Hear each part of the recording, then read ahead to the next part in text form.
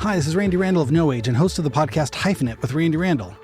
I want to welcome our newest sponsor of the show, DistroKid. DistroKid helps musicians get their music on all the major streaming platforms, and artists keep 100% of their royalties. Hyphenate listeners get 30% off at distrokid.com/VIP/hyphenate. Again, that's distrokid.com/VIP/HYPHENATE. Go get your music streaming everywhere now.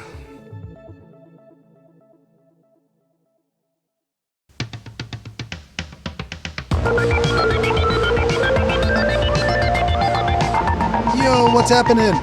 Thank you so much for tuning in to Hyphenate with me, Randy Randall. On today's show, I'm very honored to welcome my first guest of Providence RISD month, Mr. Bjorn Copeland from the legendary band Black Dice, as well as his current band Flaccid Mojo. I guess Black Dice is still a current band, but also he has the duo Flaccid Mojo. Flackmo, who I've had the honor to share the stage with recently and do some shows with on the last No Age tour.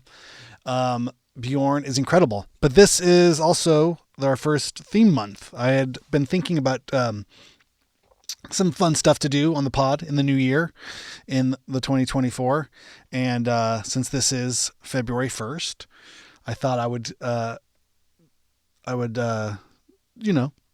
honor, honor the right word. I would delineate just seems a little too utilitarian, but I would ordain, I would christen, maybe that's the correct word, christen. I would like to christen February of the year 2024 as Providence, Rhode Island RISD Alumni Artist Music Month. That sounds like a mouthful. I'll think of a better. Maybe Farley and I can figure out a better name for this month. But yeah, I'd like to, take a month and focus on one sort of theme, one sort of place, one sort of idea. Maybe one month could be like all guitar pedals, or one other month could be all photographers, or another month could be all a certain scene, a certain kind of era of music in a certain time or place. So this month in particular, we'll be looking at people who created an incredible body of music that all stemmed from an early 2000s, late 90s, early 2000s Providence, Rhode Island scene of music, mostly centered around the Rhode Island School of Design, otherwise known as RISD. It was a very influential time and place in music for myself.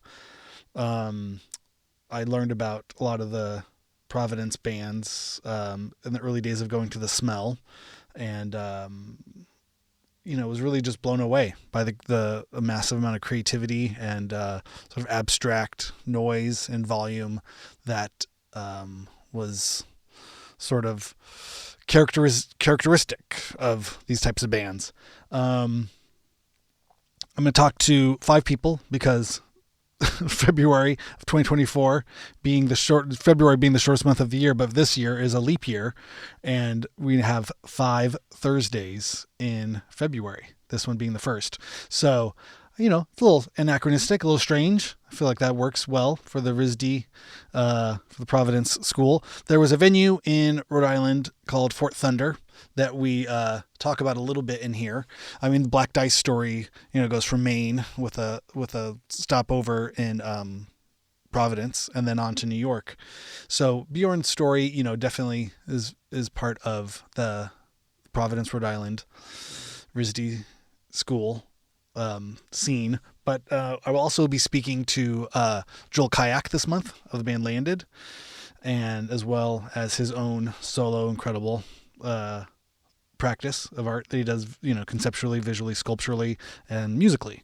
So Joel will be up this month, as well as Brian Chippendale and a few others. Who else do I have on there? Yeah, a couple more too. Got to fill out 5 weeks of this thing. But I'm really happy to kick off Providence month with Bjorn Copeland. Trying to think if there's anything else to know. Bjorn plays in the band Black Dice, and Black Dice has two other members, his brother Eric Copeland, as well as Aaron. Aaron's last name is escaping me right at this second. Why? I don't know why that is. But Aaron is also Bjorn's partner in Flaccid Mojo. Aaron's also an incredible hyphenate in his own right. He's a incredible editor as well as a musician. I'll definitely have him in here, and by that point I will definitely know his last name. Why is this? My brain's shorting out here. But yeah, thanks so much for being here. Go ahead, give us, make sure to like and subscribe. Tell your friends, anybody you know that loves Providence, Rhode Island, Load Records, Black Dice, Lightning Bolt, to listen in. Share this around. Leave a review. Let me know what I got right, what I got wrong, what else you want to hear. What other scenes should we cover? Should we be looking at your town now? Should we be interviewing you? If so, contact me. Find me. You can write me directly at halftime. No, geez, I always get this wrong. Hyphenate halftime@gmail.com. You can write me in, or you can find me on Instagram. My handle is at Randy S. Randall on the Instagrams. So yeah, find me. Let me know what's working. And now we'll go to Mr. Bjorn Copeland.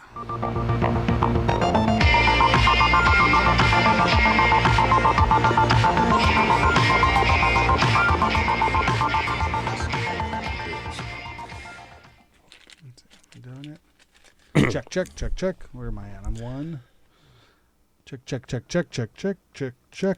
Oh, no, that's you. I just turned you up. Check. Hey. All right. Check. All right. Check. Oh, I turned you up too much. Give me another check. Check. Check. Check.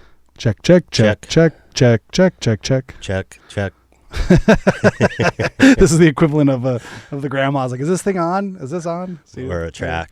Okay. Check. Okay, that's fine. Here, I'm going to do a clap. See if this works. Sure, I'll say that worked. Bjorn, thank you so much for joining me here. Very flattered to be invited. Man, it's awesome. Welcome to the studio. Thank you. Yep. We were just discussing different past studio experiences where things may or may not be there when you return. Hopefully now I've been enjoying having this home studio where I feel like most of the things are here where I left them. Yeah. It was funny because I was telling you I'd listened to the interview with Oliver. Mm-hmm. And we used to share, Black Dice used to share a practice space with his old band in Providence. Oh my God. And I do remember a couple times going in and it was obvious someone had used our amps because the fuses were blown. Oh. So we always scapegoated those guys, whether it was actually them or not. But what was that band called? Fine Fanny, I think. Okay. Oh, right. Yeah. That's amazing. Yeah, I have a good friend who I'm actually playing music with now, and we used to share practice space downtown with a band that he was in, and we were on tour. It was our old band before No Age, and we were on tour, and I got a call from the practice space, being like, "Yeah, you guys are kicked out." I'm like, "What?" They're like, "We got a guy on video who like those magnet locks where it's just like a thing, you wave a key card and it like unlocks it, but sometimes if they're not real strong, if they're just at the top, you can kind of just give it a good yank and it'll open." Because whenever we had one practice space with maybe 5 key cards and there's like 14 people that of all the members of all the bands, and somebody, you'd have to call somebody up and run down the key. So he knew the trick. You could just kind of pull it, but they have a camera on them, so once they saw him pull it open, they kind of watched him on the cameras go and then walk into our space, and that was all they needed to call me up, the leaseholder. Oh shit. And be like, "Yeah, you guys are kicked out." I'm like, "I'm not even home. I'm not gonna be home for another like 3 weeks." Like, doesn't matter. Your stuff's got to be out by tomorrow. Like, or we'll put it out there for you. Did you have a friend who could run over? We did. Yeah. We had a friend, Steve Kim, who went and moved all of our stuff into his. I think he had a space, or he had something not too far from there, and he could cover for it. But for years, and this is a guy I'd known.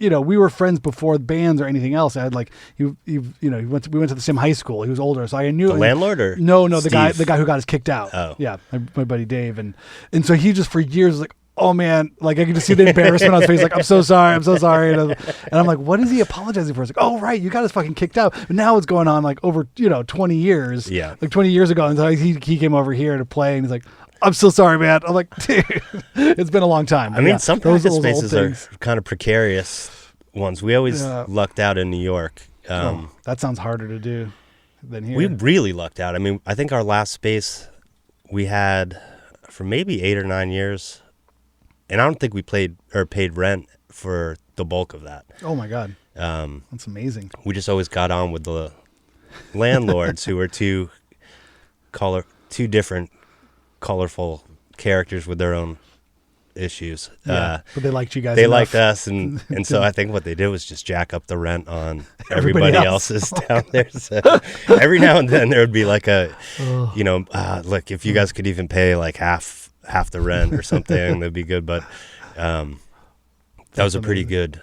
That's a good run to have. Yeah. Yeah, I know. When I first moved to LA, I had a little 1-bedroom guest house, and it was $500 a month, which for then was good. Yeah, and now sounds insane.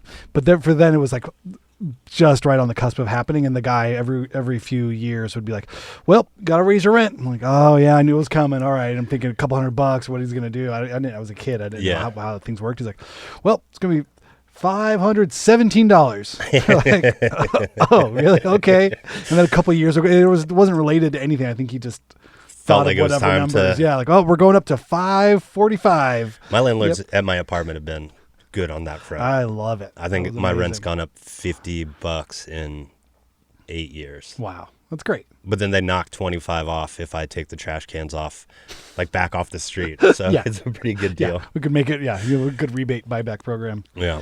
Yeah. No, I had a lady once. She was by the book, and everything every year was raised the appropriate whatever the amount that you're allowed legally to raise it up, and it was like, okay, thanks. I guess that's fine. So just my checks and I had to mail her checks. I still have to mail really checks, which is a pain in the ass. It's so hard to do. There's just not a lot of mailboxes. So yeah, it was at this point I was touring a lot too. So sometimes I'd have to pay early before I left because I was like, I'm not going to be in the country around the 1st. Excuse me. Good problems to have, but at the same time, I don't want to be late, and I have the money. Yeah. What do you want me to do? How does this? You tell me how we square the circle. Like I have the money, but I will not be able to mail it to you in any time. I'm going to be gone for the next 3 months. So here's all of my. Well, I've write them all out to you. You can cash them when you want to. It was good. Yeah, but that's still like a trusting. Yeah, but it messed her up. She was like, "You paid me too early." I'm like, it was either that or too late. I don't know. Pick the one that works better for you. Indeed. All right. Well, we're bullshitting already. We jumped right into it. Tell me you're Bjorn. Yes. Copeland. Yes. From the band Flaccid Mojo and the band Black Dice. However, you qualify as a hyphenate, hence your presence here on the show, because you're also an incredible visual artist as well. Thank you. So I often think of you very much straddling those two worlds. Like I'll see pieces and this is incredible, and then I'll hear music and also be just bowled over such a fan. And how does one man have so much confidence and firm footing in two very separate worlds? Yet I can imagine there are some crossover. So that's why I want to talk to you about those two things today. Let's start with music. Where did you come from, and how did music first happen for you? I grew up in Brunswick, Maine. I guess sometimes I'll probably say we, just because my brother Eric's in Black Dice, and the royal we. We grew up in Brunswick, Maine, which is like a little college town. But we're lucky enough to live next to this family who were all kind of like goth, art school, punk rock people. So those were our babysitters. What was their name? The Laudalas. Laudalas. Yep, it's Finnish. So Finnish goth metal babysitters. To me, they just seem like the I don't know, like the, not stereotype, but they seemed like what an 80s art school kid looked like. A little bit of Patsy Cline, but with like a gothy Patsy Cline. Got it. Kind of. Okay. I'm picturing what were the like Love and Rockets or something. This seems a little like 80s art school. Yeah, they Art School would've, Confidential or this Crumb-esque kind of, or no. Yeah, there was some overlap with stuff like that. So they started babysitting us when we were real little, got us into music. It was right around when MTV was coming out too, so I think it was 82 or 83. But, we're got us into the Cramps and Echo and the Bunnymen and The Cure and stuff like God. that. Dan Klaus, that's what's thinking of, not Harvey Crow. No, not. Oh, yeah. No, I was going on Harvey Picard. No, Daniel Klaus. That's what I was thinking of. I'm jumping in, but when you say Maine, I'm thinking like Stephen King, Maine. Like, is this related? How far is Castle Rock? Does Castle Rock even exist? I don't know if Castle Rock really exists. I know Stephen King grew up in Durham, which is like a rural town that's like 10 minutes from where we grew up. Okay. And now lives and I think has spent the bulk of his life in Bangor, which is like 2 hours up the coast. And that's fancy. That's fancy Maine. It's not like New Brunswick. Really. Like Brunswick by Maine standards, I think is like kind of an affluent little town. Okay. Like there's a Navy base there, which closed like in the last decade. But there wasn't a whole lot going on except for the college. But there was a little college radio station there, which Eric and I both would stay up and tape certain shows. And Eric had a radio show there in high school. So, I don't know, we were kind of lucky that there was like just enough influence. Like alternative culture. Yeah, I interrupted you but for my Stephen King thread. But you were saying like MTV was just starting to happen and the cool finish. Yeah, so it was stuff like... I'm trying to think of the things I remember. I remember just like early Devo videos and Missing Persons and oh my God. Staying up really late to watch it. Eventually my parents canceled MTV just because we would wake up in the middle of the night and go down to watch it. But that's kind of like that, and them giving me old issues of Thrasher magazine were kind of like the two things that got us into music, I guess. Incredible. And unlikely that it would have... Unlikely neighbors, but they're basically like family, so... But that changed that direction, and yeah, that was just that was enough of a thumbprint to kind of kick you off down a road of like, there's permission to be in this weird space. Well, they also had kilns in their house and always were making things. Like I remember Carrie Ladle in high school made a claymation animation for that Cramp song Googamuck. Whoa. So like real early on, like we were sort of kind of being told. This became rediscovered with the Wednesday Addams show. I think they use this, right? Yeah. Oh, they do? 30 years later, 40 years later. Yes, shit. I think so.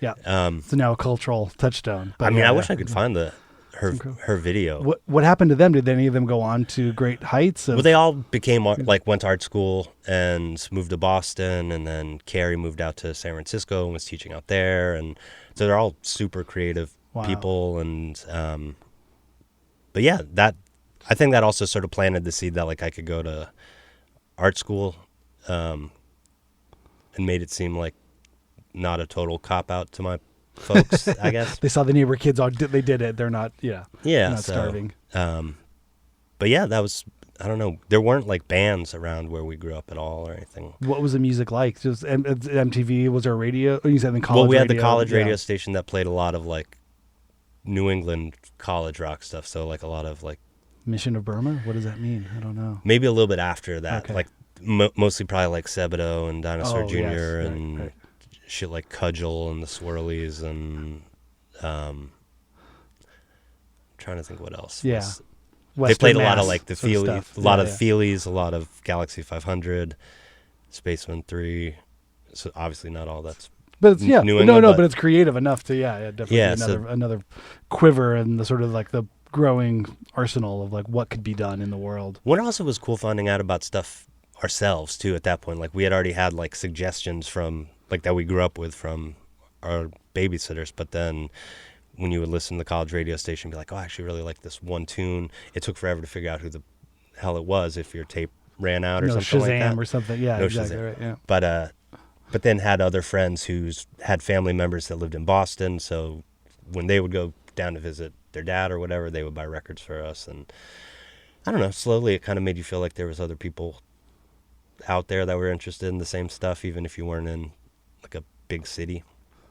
That's great. I don't think I met any of those people really until I went to college. But, and when did music first kind of come into your as someone who could make music? Was it there or not until the college experience? Eric was in bands in high school. For me, I felt like it was too late for some reason. I was like, and you're older than Eric, right? Yeah, I'm like 2 years older than Eric. Yeah. But then when I went to college, he would come down and visit, and Sebastian, who was our first bass player. He and I were roommates.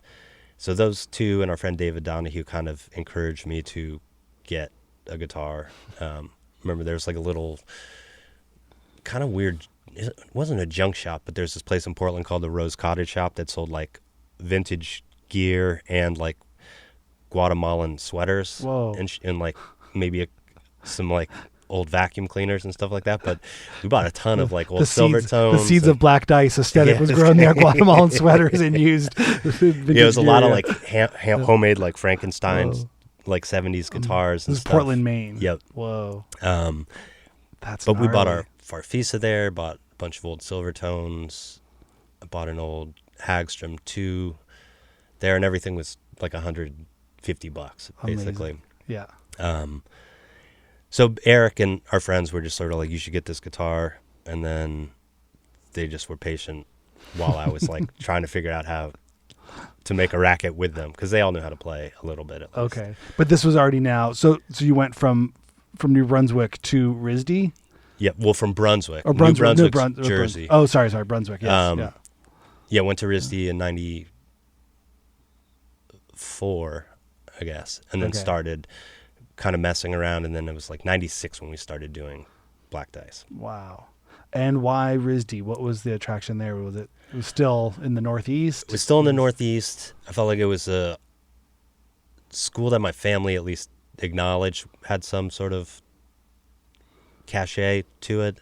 And then my junior year, I went there for pre-college, and that's where I met Sebastian. So got it. And honestly, like when I went down to look at the school, they weren't doing like a normal college tour that weekend. It was just like the pre-college one. So you saw the campus and everything.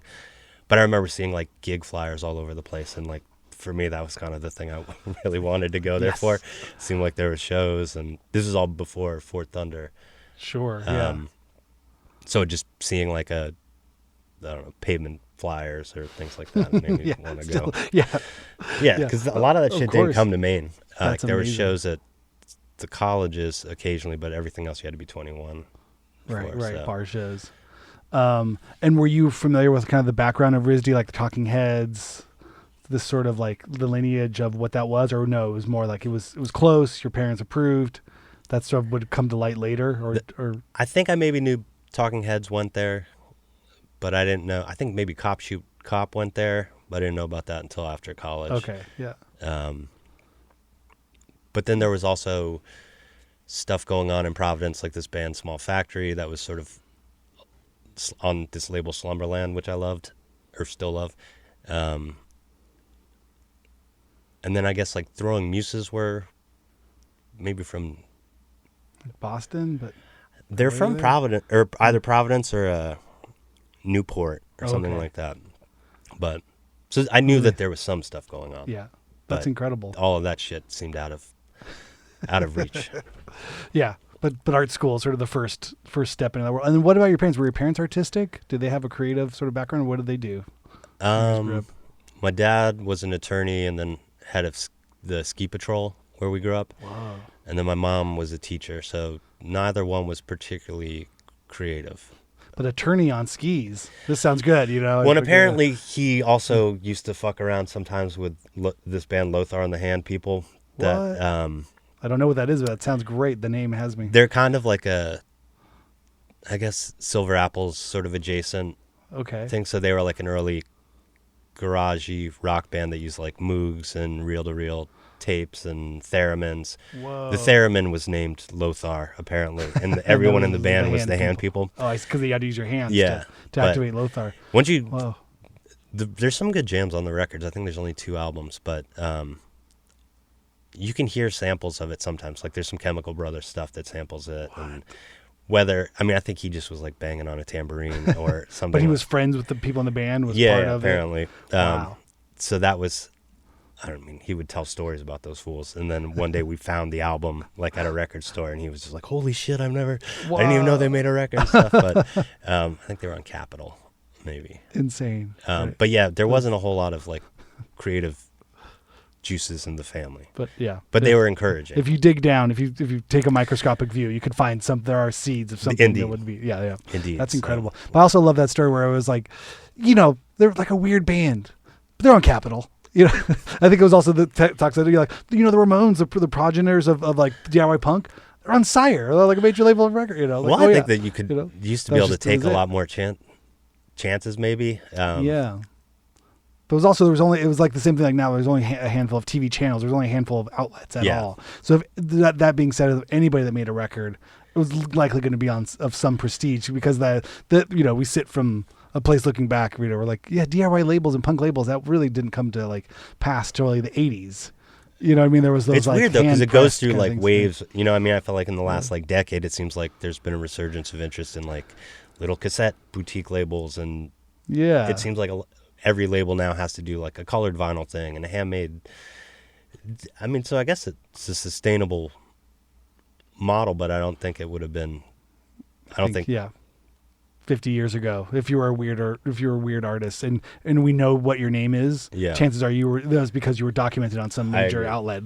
I'm sure there were a lot of weird bands that just did not get those label deals, but someone like a Captain Beefheart or Frank Zappa or something, you know, obviously, you know, broke through in some major way.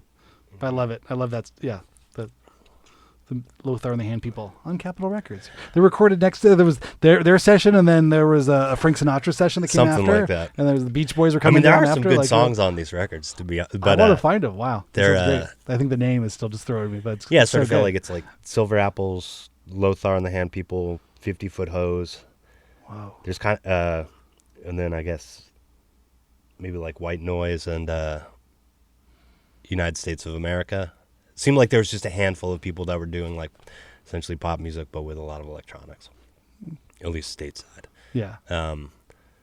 Great. That's great. So then RISD, and this is, I mean, you know, we talked about this on tour, but I think, you know, Dean and I and our kind of crew of people from, you know, the Children of the Smell, like very much mythologized and looked up to, you know, the RISD Fort Thunder sort of scene that Black Dice, Lightning Bolts, you know, Pink and Brown, these sort of things, you know, so I think as it hit us on the West Coast in this kind of the most perfect form, like art damage, art school kind of experimental thing that was just like, we were recipients for that. It was kind of just perfect timing that I think let a lot of that happen. Like a lot of bands didn't play Providence. Or it was like you would do New York and then do Boston. It didn't maybe make sense to do a show in Providence. But eventually when those, like Brian Chippendale and Matt Brinkman and Joel and Brian Ralph, there was sort of like a whole crew of dudes who sort of started doing shows there. And then eventually you sort of realized that the local shit was better than a lot of the stuff that was starting to come through. And then it became kind of a place that everybody who was, I guess, making left of center music wanted to play, because it definitely wasn't like a money maker. I don't like like they would, you know, you definitely didn't make cash playing those shows. Half the time no one was working the door, but like it felt very different than what I had seen as far as live music and stuff. So but there was just like a bunch of really talented people at the same time. Yeah, maybe tell me a little bit about the background of Fort Thunder, or sort of how you came to know it, or what, for people that aren't familiar with that particular term or this scene that we're talking about, like how would you describe Fort Thunder? Was it an old garment factory or an old maybe old jewelry factory or something like that was in sort of a more industrial part of Providence. So eventually people that we knew from school had bought or had rented this big warehouse and were sort of transforming it. The first show I remember hearing about or going to was Carp and maybe Carp and Mind Flayer or something like that. Matt Brinkman. As I point off camera to I noticed that. Carp photo. Yeah. Our old studio, Fred Benji Clark, when he moved out, he had a bunch of prints of things. He's like, hey, do you want this one? That one's like, awesome. Yeah, that sounds great. And I just kind of had it for years. And then when we moved in here, I was like, oh, okay. They still hold up. Oh my God. Amazingly. Incredible. So that was the first show that I remember there. And then they just started doing these things that just, I don't know, they were half the time there were shows and other times they were sort of like weird parties. It was strange because it wasn't like a druggy party place at all. Like a lot of the people who lived there weren't like, didn't use drugs, didn't drink, stuff like that. So in some ways it was I don't know, like almost like a little bit PG-13 Yeah. feeling or something. Yeah, I can see that. It seems like it was more like an ADHD kind of like rat's nest. Yeah, of, definitely. Of artists who all were very excited about creativity and could find things and put things on the wall. There was a lot It of was a glue great guns city and, for finding shit, and they ransacked all sorts of abandoned buildings. And at one point, there was all these things that they had gotten from a mini golf course. So it was like an 8-foot tall fiberglass polar bear, and then a giant hippopotamus head that hung over the doorway. But for me, it was just kind of cool because it sort of put a spotlight on a lot of different types of music I had never really seen or experienced, and it made you feel like you could kind of do something. I mean, I grew up listening to like a lot of stuff that was kind of like Velvet Underground derived. I didn't realize it at the time, but like that describes most of the 90s. Yeah, I think, right? Yeah, or in terms of alternative college radio based things. Yeah. So to see this stuff that was like really kind of rough around the edges, where there's like a big performance component to it, without making a big deal about it being a performance. Right, performance art, but not necessarily with the nose so far in the air. Maybe more face on the floor kind of performance art or something. Yeah, or like a little middle finger ish to it. That's interesting. Yeah. I think it just was like kind of a nice time because I felt like everyone was making stuff and you sort of knew who you were making it for. So it felt like you had some confidence that it might not totally alienate people. And also in Providence, that was sort of party music. Was like, I don't think it was like that in every other city. Like some cities, maybe it would have been like if you went to a similar bill in another city, then it might be kind of like a crusty kind of affair. And in Providence, there were a lot of men, a lot of women.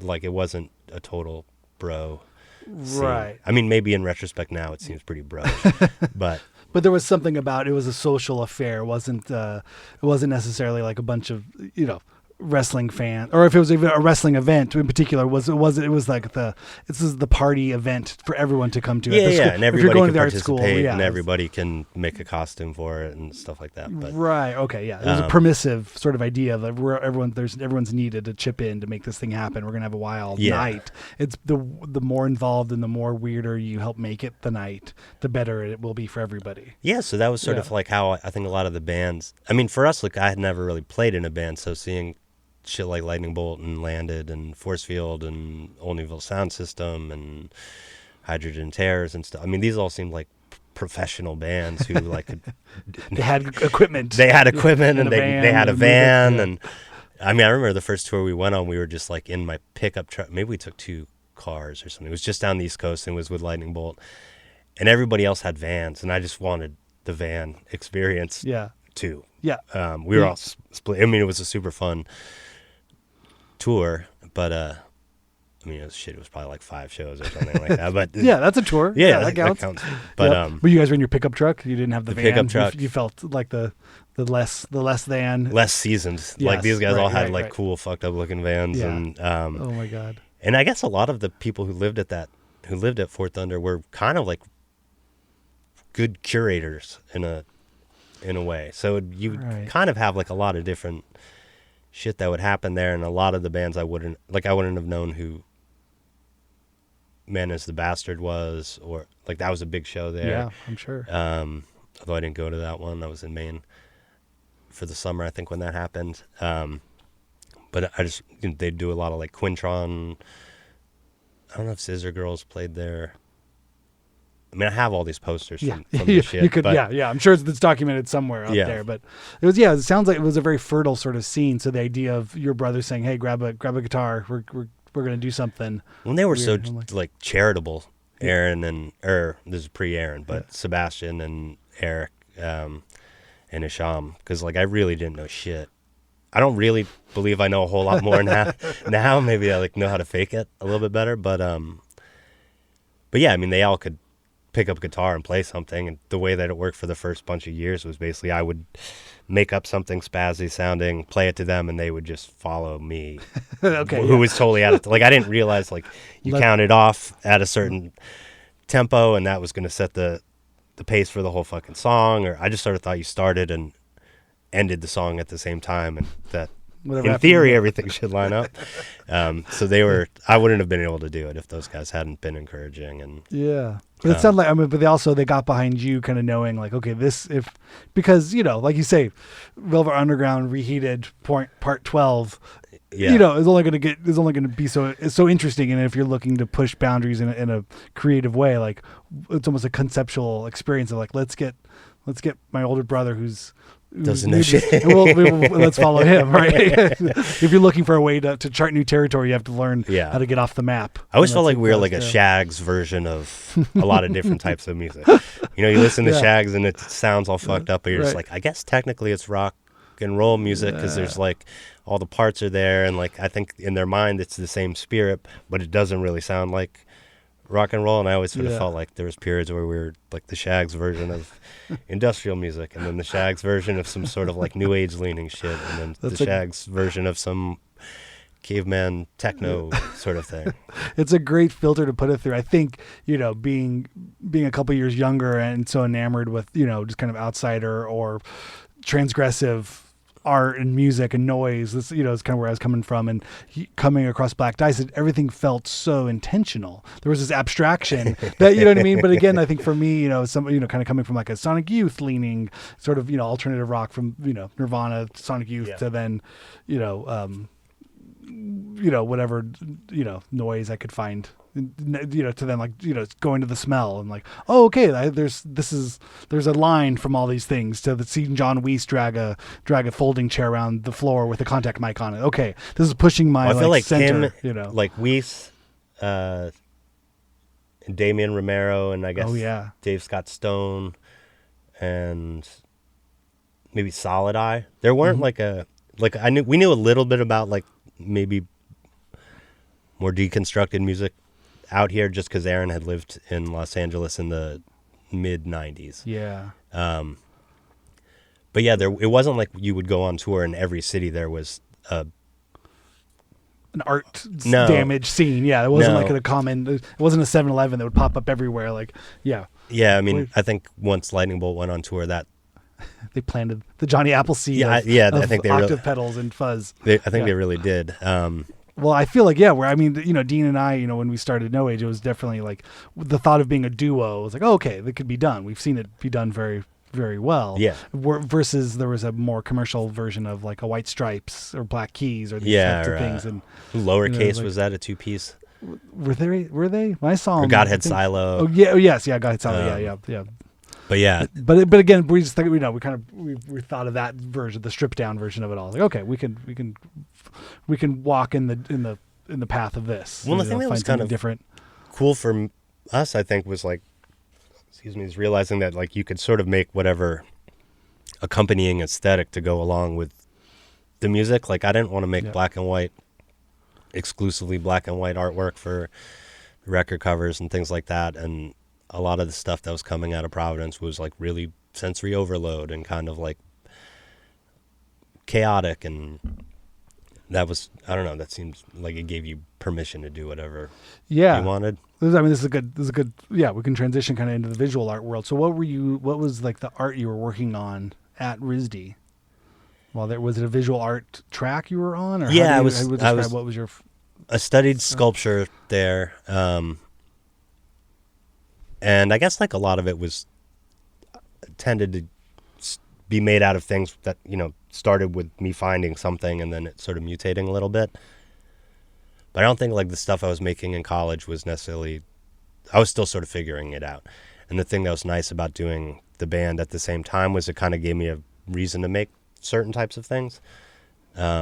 Needed T-shirts and posters, and I mean, at least you felt like you needed your shit at the time. I don't know. But I think it's a good part to sort of acknowledge, that this idea. I talked to Ray Barbie on the show, the skateboarder and filmer and photographer, and he brought up this idea that that skateboarding as a culture, like allows for so many other mediums of art to be expressed. You need a graphic on a thing, or you need a thing. And it's been the same sort of way of being a band of any size, but especially a DIY kind of underground band. There's a lot of stuff that comes around that creatively can. None of the records ever felt done until they had all the artwork that went with it. So I think I got a lot of confidence just having those like sort of side projects. It was a lot easier I moved to New York right after I graduated. We did a U.S. tour in 98, like that summer or something. And then I just moved in with Hisham and a bunch of dudes from this band Cheeseburger, and we could practice there.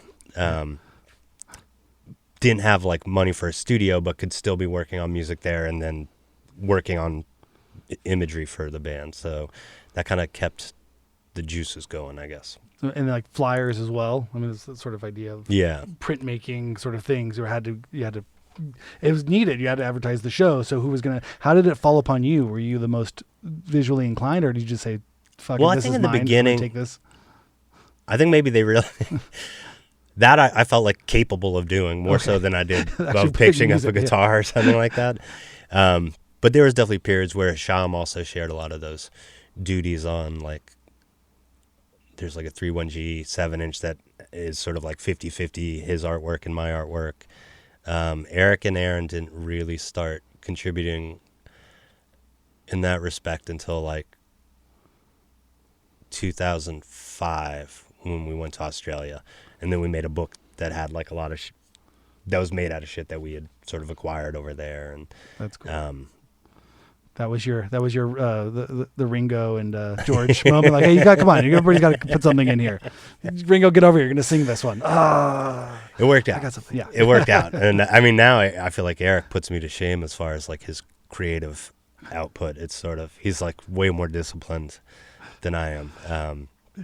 But yeah, that's sort of how it happened. It was just sort of booking shows, needing images for flyers and record covers and.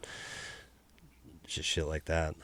And then so then from sculpture and then into kind of like flat 2D art, with the band's needs, like, your work to me always has this, there's a collage sort of tactile sort of experience in that. Like, can you talk a little bit more about just like the process of sort of where you're at or how that's evolved over time? Like, I guess I don't really see a whole lot of difference between like my visual art practice and making music with Eric and Aaron. I mean, I think a lot of it is sort of like dealing with compromises. Like, tell me about that. What does that mean? Yeah.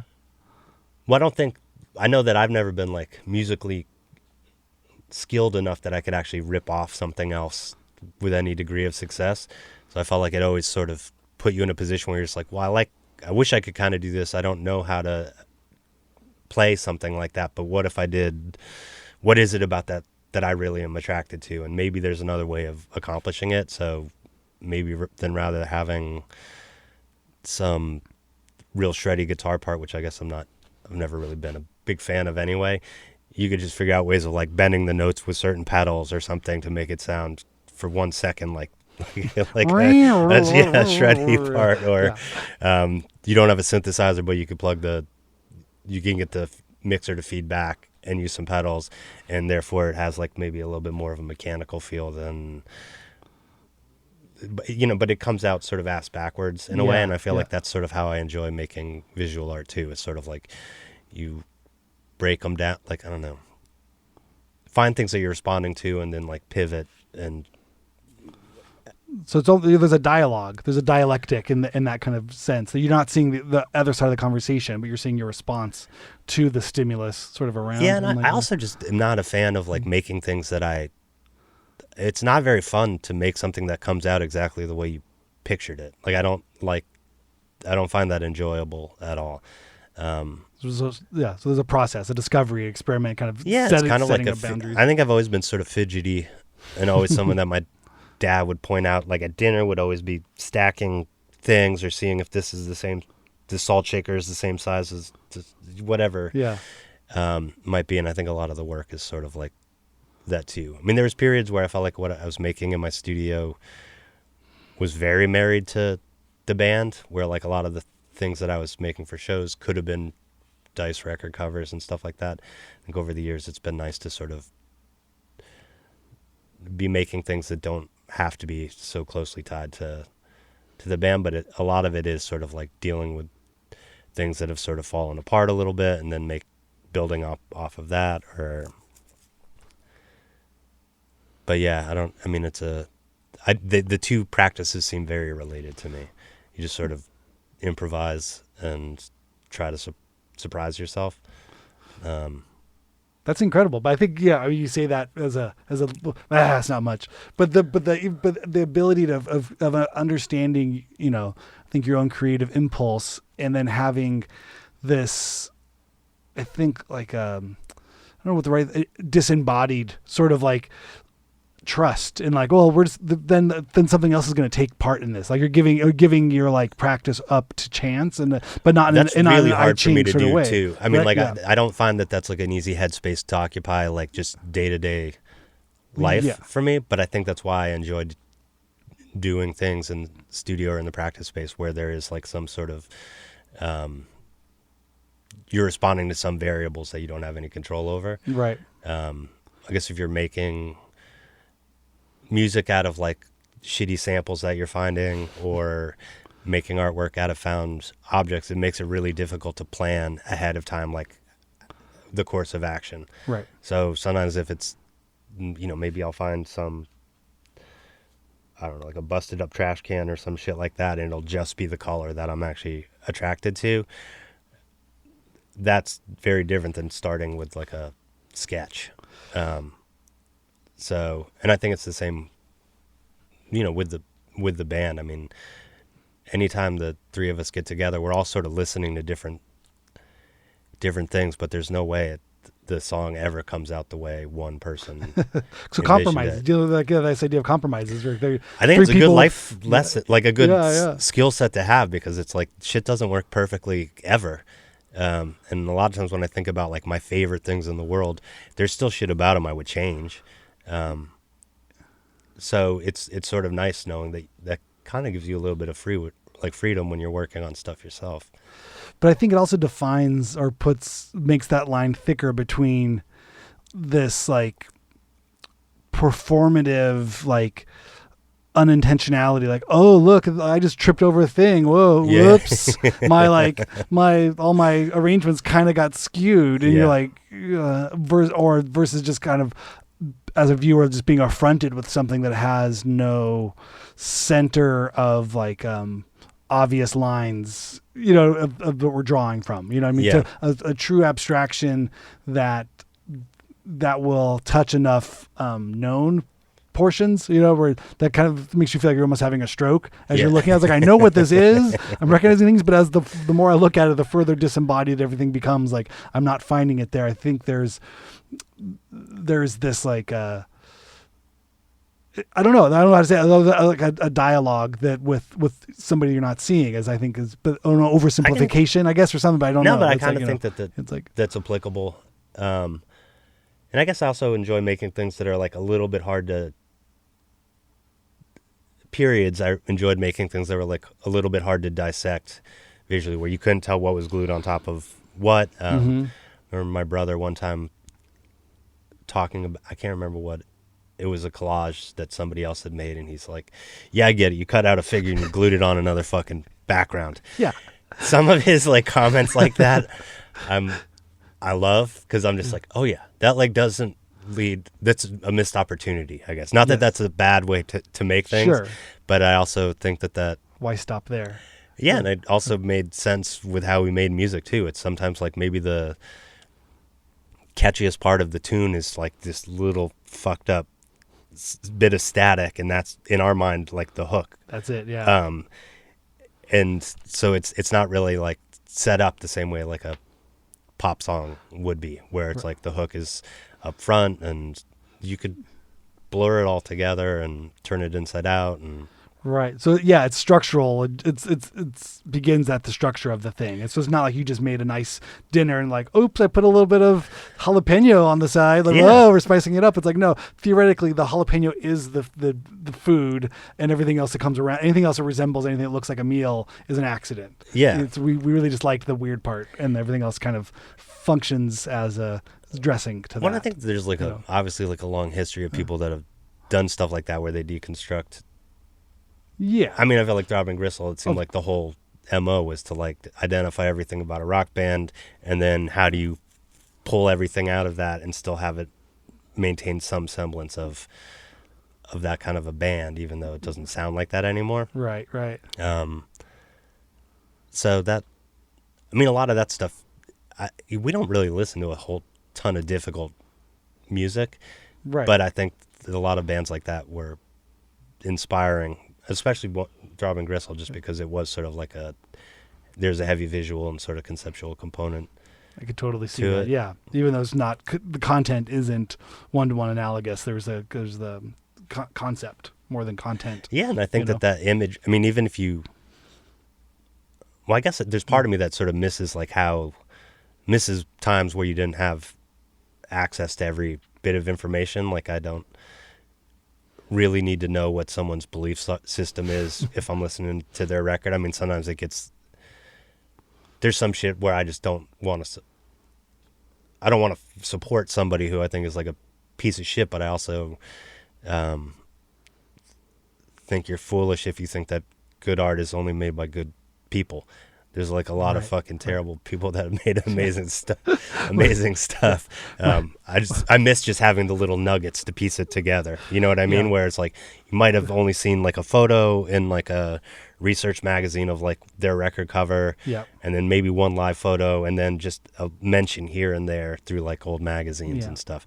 Or just the desire to not need to know everything, to live in an ambiguity of something, and not making room for monsters. Not this as a dismissive kind of way, but just as almost a true way of understanding the world, that what we perceive to be truth and knowledge in this information age more than likely is spun and a created piece of digestible content for your entertainment. You know, it might have just been done 30 years before. I read this is the truth, but you're like, well, but how many layers has it taken to create this version of that truth? Well, I also think it's a slippery slope when you start judging like gestures that people made during the past, because you're most likely not going to be able to understand the nuances of what was going on in that moment in time. I remember someone telling me that like Genesis Peorage was supposed to do like a talk at Pica, I think, in Portland, and that there was some like real concern amongst younger people that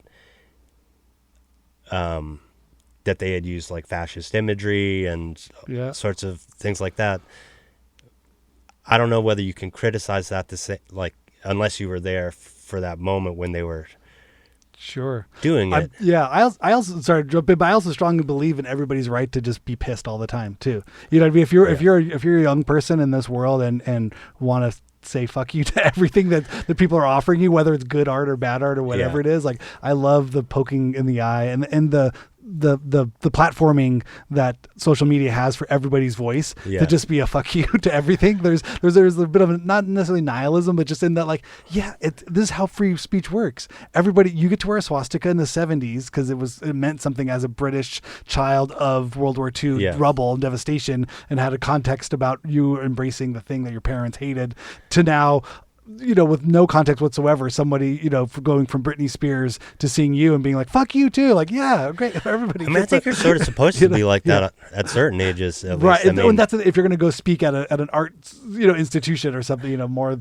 you should have tolerant, you know, to ideas, but also I think it's a great time for everybody's just outrage. And I think it can, you know, it's whatever your criticisms of, you know, left, right, centered, of any kind of political regard, just the fact that everybody can just be so vocal about everything. I just think that's the point. That's what democracy looks like. Everybody be vocal about everything. Like, are you mad about that thing? Great. Are you do you know whales are eating boats? Fuck yeah. Good for the whales. Go for this. Go for that. And you know, you can kind of be that devil's advocate on everything and just go, just because it's against my beliefs I'm just an opinion as well. Like my opinion is not so grand that I cannot stand to have my opinion challenged or my beliefs challenged. That's the whole idea. Yeah, I love this music. You don't love the music. That is great. Well, I don't think we would have been able to exist if we had started 15 years later as a band. God. Well, yeah. There's just like a lot of bad I wanted behavior to ask, some of the formative years, and which I wouldn't change. Or I mean, but there was such the legend of Black Dice that it was the story. It was Eric picking up the kick drum and throwing it, against a wall, or picking up other people's kick drums and throwing them against. There was this kind of like, there's an elf who's going to fight you at the Black Dice shows. The Black Dice shows. Well, I think everybody else in Providence seemed like grown-ups to me, even though Joel's maybe only 2 years older than me, or Joel Kayak. Yeah, yes, a lot of. But he was in a real band though too. Yeah. Yeah, and they had been in real bands prior to. I mean, our first show was with Black Dice's first show was also Landed's first show, but I think that it was easy to get really super drunk and have it just sort of. We played really sloppy music, and that just got accentuated, and it was a weird power thing too. I mean, all of us were like pretty tiny guys, so it was interesting the fact that you could kind of control a room, even though there's nothing about you that looked physically imposing or anything like that. It was just sort of like a bomb would go off. I think it was the context of the time too. There was the world writ large. I think had a space for this transgressive art, and the whole point of you going to what looked like an abandoned warehouse to witness some kind of underground art happening, and something got violent or got weird or got aggressive. It was like, yeah, you weren't going to the big marquee theatrical venue. It wasn't like Bruce Springsteen was jumping off the stage and hitting beer bottles over people's heads or something. You know what I mean? This was something that you knew was, maybe you paid $5 at the door. Maybe you didn't even pay that. Maybe you just brought your own beer, Well, a lot of times I feel like bands were based on what they had heard about somebody else. So you would hear the lore of something like Crash Worship or Carolina Rainbow or some shit that was like really over the top live. Yeah. You would maybe never see them, but that would be enough to plant the seed in your idea that, it could be like, this is how I picture that band being. But I mean, looking back, it's just kind of weird because we're all like pretty mellow, gentle people, but that wasn't the. I think now with just cell phones and shit like that, within the first show, there would have been something that was said that was probably deemed problematic, or somebody getting assaulted, and that would be problematic. I'm not saying any of these things are good things, but no, but I think it was important. The time and place. Yeah, I mean, I think context, it was at certain ages too. It feels exciting to be in situations where where it feels like things could sort of spiral out of control a little bit. I mean, obviously, I guess that the draw of that would dissipate if you saw some real tragedy or something like that. But that was just sort of the network of where you played. And you were playing for an audience of like-minded people who maybe had that sense of powerlessness or this kind of small town sort of thing that would just like there was a need and there was an attraction to that kind of stuff, and culturally, and I think across a bigger sphere of things, was like, I just keep coming to my, one version of that spins to the G.G. Allen sort of just, we see how that storyline spirals and goes to there. So there's, and the fact of, degradation for that sake has its place, but there's also, it's sort of gets boring at some point. It becomes rote and uninteresting just as much certainly as the other not thing. Sustainable. I mean, after a while, like you hurt yourself or you go to jail or you die, it's but like there was a lot of journeys, like super energetic bands at that time period, and I think there was something that kind of felt empowering, that you could make something happen and kind of control a dialogue with a room of people, and sometimes through like pretty bratty means, but I don't know. I kind of would rather see that than, I can't remember what band I went to go see recently, and one of my friends was just like, yeah, so you see these new bands and they're just sort of like, here you go, like it. Do you like it? And where I don't know, and maybe it was more of a New England thing, but it was sort of like, fuck you, if you don't like it, it doesn't matter. Like, we think this is fucking killer. Yeah, but also, it sort of begs the question writ large, like, what was punk in post 90s, or post 70s, post 80s hardcore, and what was the definition of punk post Nirvana, whatever that was, like, with this feeling of like the spirit of rebellion in a kind of youth cultural mindset that would have been capitalized or commercialized in all these previous generations. I think there was an embodiment of that through the Providence and through the those early performances of Black Dice. That's how it read to at least us on the West Coast, of like, this is punk as fuck, like, this is fucking awesome. Well, the smell felt like that to us when we got out here. I mean, it was definitely like there and PCH Club. And I'm trying to think what others, but to us, like, that was it. That seemed really exciting. It was like, the audience looked totally different than they did on the, I mean, just fashion-wise, people looked totally different. Felt like a lot of the bands out here seemed like they were maybe like a little more overtly musically competent in this way, or it wasn't as like caveman-y as a lot of stuff in Providence. But it was, I mean, it's even though like the U.S. is a big place to tour, like, there were spots that you knew were going to be good shows. Like San Francisco was always going to be a good show because there was like a history of sort of weird music there. LA, you knew was going to be a good show just because there was a lot of people.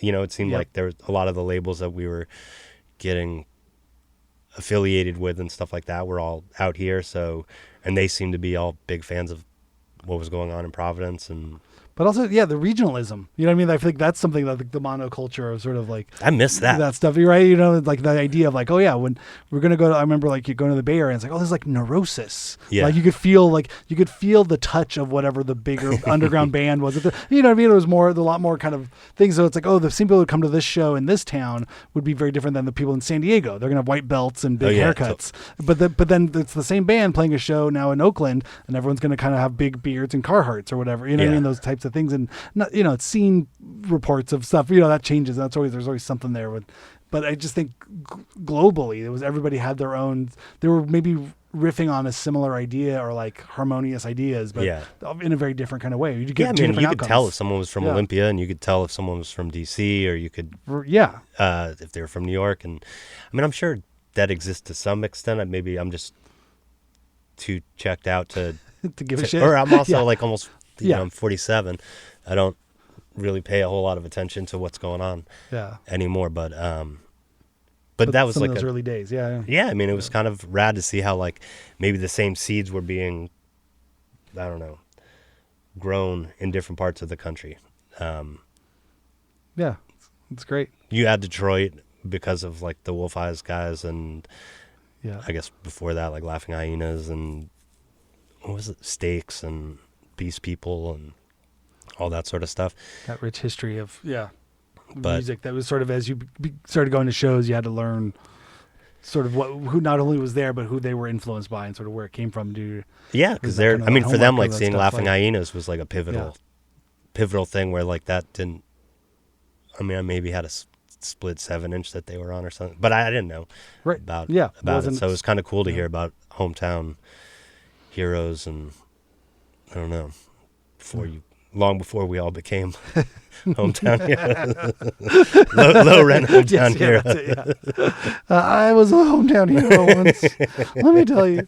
Well, Bjorn, this has been really fun. I feel like we could do this for another 14 hours, but we probably at some point should let these nice people who have survived this far into this thing and gave enough shits to listen to all of this. Put the apology at the beginning.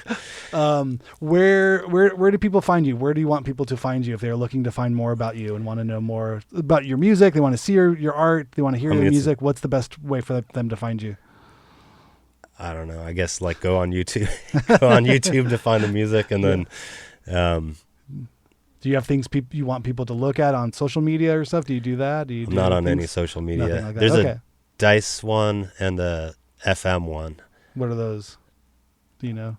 At Flackmo? I actually have no idea I have no idea what either one of them are. I'll look them up and put it in the outro, which you'll hear in 10 seconds from now. I will tell you where to find for people to find you. Thank you. You can Let me know. If you tune in and listen this far, then you can write them down in your notebook. It's too hard to. I have a hard enough time dealing with the shit that's directly in front of me all day. I know that if I was on social media, I would just be like down a rabbit hole.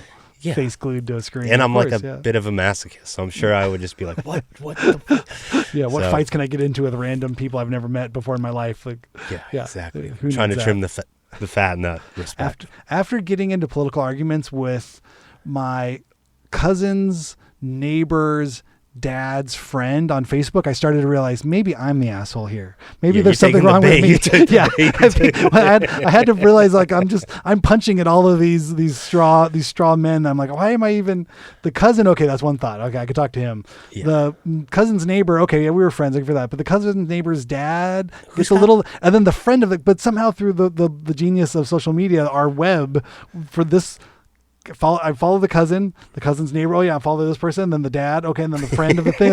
I think it was just whatever the early Facebook platforming 1.0. Yeah. Just said everybody should know everybody all the time, right? Wouldn't that be great? And then what if we just start dropping bombs of gender politics and racial equality, and what if we just did that and see what happens to these carefully webbed interrelated social networking nodes. You start to realize people got way too much fucking time on their hand. I mean, I feel like during the last couple of years, I've had a few friends and stuff who've had to deal, myself included, deal with like sort of stalkery situations, and it's so easy to sort of shows you like how fucked up you can get if you just are left to your own devices, just following any narrative that you can come up with, where all of a sudden this person you've never met thinks you're the devil, wants you dead, is making threats. Oh no. Don't like those photos. Anything photos before this week. If you like a photo beyond the last 7 days, you've officially turned into a stalker. I think that's a pro tip. I think so. Yeah. If you find yourself lurking on someone's Instagram page and you're more than 7 days, just make sure you take that finger off the like button so you don't get caught liking photos from 10 years ago. All right. If I ever get on Instagram, I'll hit you up for the pro tips. All right. You heard that here first. Yeah. How to not look like a weirdo. I don't know if I'm qualified, right? I'm going to say that. Yeah, I'm sure you're not that I would know anything about that. I've never looked at anybody's page. Yeah, everyone will take the bait occasionally. It happens. All right. Well, thank you so much. I appreciate it, man. Thank you. All right.